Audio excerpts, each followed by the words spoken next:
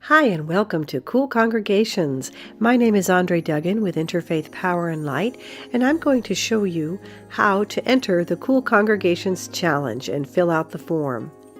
First, you'll want to visit our website, coolcongregations.org, brought to you by Interfaith Power and Light. When you're on the site, to access the form, look for the Take the Challenge menu. Pull it down and click on Enter the Cool Congregations Challenge. This will bring up a page with the forms on it. Form B is for the new planner category.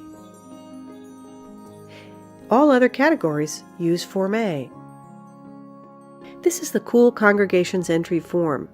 I would strongly recommend that you take a quick look at the form so you know what information you're going to have to supply, and that will ease the entry process. The entry form is very straightforward. Let's go through the basic questions. Do you have permission to enter your congregation in the Cool Congregations Challenge? Yes. Notice how there's a red dot next to the question. That indicates that this is a required answer. Entries will not be accepted unless the congregation is aware that they're being entered in the challenge. Next, choose your entry category. One per form. I'm going to select the Renewable Role Model category. Enter the full name of your congregation here, the address, if there's a suite number or secondary address. This is the address of the congregation, not your personal address. Next, estimated number of members of your congregation. Are you in the city, the country, or the suburbs? Choose your faith tradition. Put your contact name here. This is for you. This is your name, first and last name, and your email address, the person filling out the form, so that we can contact you if we have any questions, including your phone number. Your project start date can be an estimate.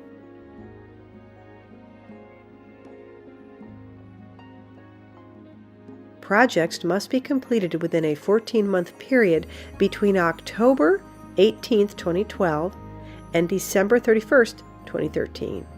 So as long as you completed your project within this 14-month window, you'll be fine. So let's enter the project end date here.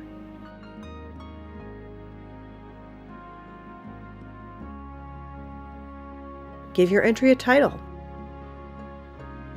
Now notice these next questions. These next 5 questions do not have a red dot next to them, meaning they are not required. However, we strongly recommend that you do your best to answer these questions as accurately as possible. It will give our judges more information upon which to judge your entry. Estimated or actual cost savings as a result of your project. Please specify per year or per month. Well, we did a solar project and we're saving $2,000 a year. Or maybe you didn't complete your project that long ago, but you're showing already $200 a month in savings. Estimated emissions reduced, such as CO2 footprint reduction or total greenhouse gas reductions. This can be expressed in tons, pounds, or acres. Please specify per year or per month. So in this case, I gave you 2 examples of what an answer might look like. 27 acres, 130 tons.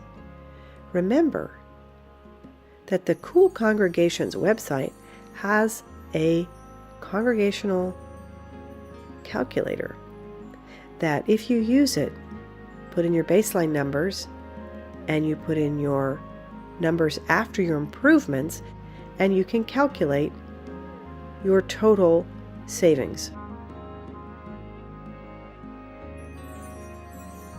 Back to the form. So let's just say 27 acres. Surplus energy generated by your project, such as solar energy going back to the grid.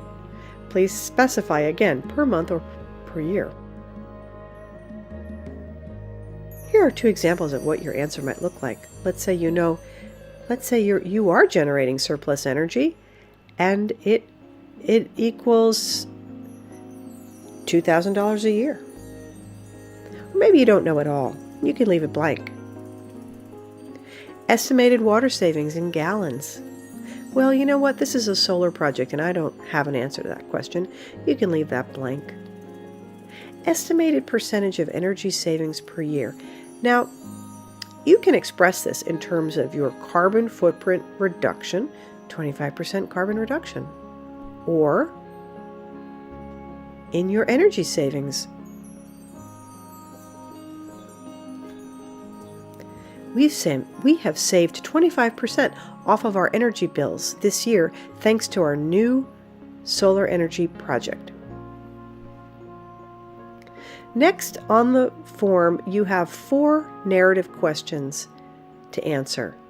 I recommend that you use a Word document or a text document, pre-write your answers, spell check them, talk to your friends and colleagues about them, make sure they're as strong as they can be, and then come back and cut and paste them into the form. Each question allows you 250 words. You might say, I don't know what 250 words looks like. All you have to do is paste your words in. I'm using some Latin here, and it will tell you how many words you've used.